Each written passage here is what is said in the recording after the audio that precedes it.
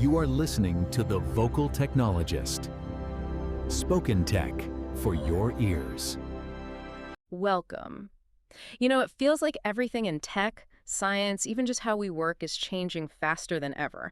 Today, we're going to look at some really significant shifts we've seen recently. Think big tech moves, amazing science stuff, and yeah, the future of jobs. We've got some interesting insights lined up for you. Exactly. And the idea isn't just to list things off, right? Yeah. We want to connect the dots, see the patterns, and figure out what it all means for, well, for you navigating this landscape. Okay, let's dive in with the tech giants first. There's been some interesting shuffling inside Google. They've actually cut back quite a bit on managers for small teams, something like 35% over the last year. A lot of them are moving back to individual roles. And that's tied into why your workforce changes and slower hiring they started back in 2023. Right.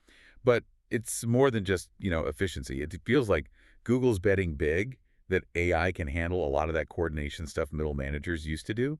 It really makes you rethink what a team even is in these huge companies, maybe more agile, less top-down. Meanwhile, it's a whole different story over at ByteDance, the TikTok people. Their valuation is apparently massive now, over $330 billion. That's, wow, even more than Meta's revenue. And they're doing these employee share buybacks. Yeah, offering around $200 a share. What's the play there? Well, it's a pretty smart move for big private companies like them. It gives employees a way to cash out some equity, get some liquidity, before an IPO. Keeps top talent happy, which is crucial. But it also kind of raises questions about these huge private valuations compared to the public market. They have to deliver eventually. It's like showing off a fancy car you haven't actually driven off the lot yet. Right. Okay, let's pivot. This is really interesting new places for science talk online.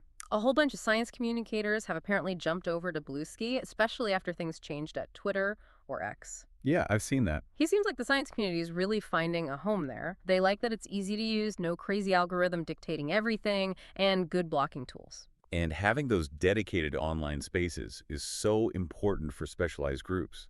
It allows for, focused discussion, sharing information without all the noise. Though it's worth thinking, maybe the lack of an algorithm, while good for focus, could limit how far some findings reach. Algorithms sometimes help with that wider discovery, despite their flaws. That's a fair point. And speaking of science, this is incredible. The University of Queensland, they've managed to grow fully functional human skin in a lab. Wow. Yeah, not just cells. We're talking blood vessels, hair follicles, different layers, even immune cells. Took them 6 years. That's genuinely transformative. I mean, think about skin grafts for burn victims, healing serious wounds, plus actually studying skin diseases properly in the lab. Yeah. It's a massive leap for regenerative medicine. Huge. Absolutely huge. Okay, so how we work is changing too, especially with AI. Engineers aren't just coding anymore. The value seems to be shifting towards what's being called the art of direction, like managing teams of AI agents doing the work, which kind of counterintuitively makes senior engineers, the big picture systems thinkers, even more important. It really does. And it raises that big question, right? What skills matter most when you're directing AI instead of writing every line yourself? It puts the focus on strategic thinking, system design, asking the right questions. Productivity becomes less about just raw output and more about how effectively your AI swarm operates. And here's another productivity angle from a programming language, Rust. Ah, Rust, yes. Apparently, its safety features are so strong that developers feel confident enough to rework even really critical bits of huge code bases without breaking things. Which is normally terrifying. Exactly. So it prevents those big slowdowns usually get and lets teams experiment more freely. That confidence is key. It means software can actually evolve and last longer, be more reliable. It's a huge deal for maintaining complex systems over time. And one last thing on the work front, this trend of front-loaded vesting, seeing that pop up more. Becoming standard. So you get a bigger chunk of stock in your first year, right?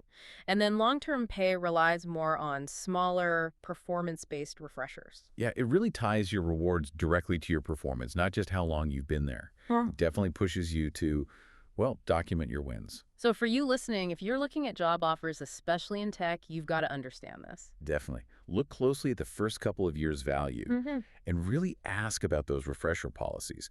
It pays to track your impact and make sure people know about it. Okay, circling back to big tech one last time, Google's facing that potential antitrust ruling. Right. The court decision is pending. Could mean big changes, like maybe selling off Chrome or Android or having to share data.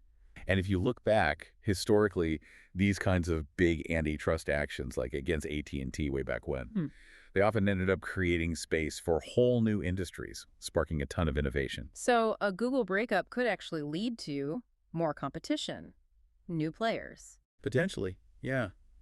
It really makes you wonder what new things might emerge if the field gets shaken up like that. It's something we at Vocal Technologists will be watching closely. It really is wild to see how all these pieces connect: corporate structures, biology, how we code, how we get paid. It's all in flux, which leads to the big question for you, really. With so much changing, how do you see yourself adapting? Or maybe even helping to shape what comes next? That is definitely something to think about. Thanks for joining us on this exploration today. Hopefully it gives you plenty to mull over. Spoken Tech for your ears.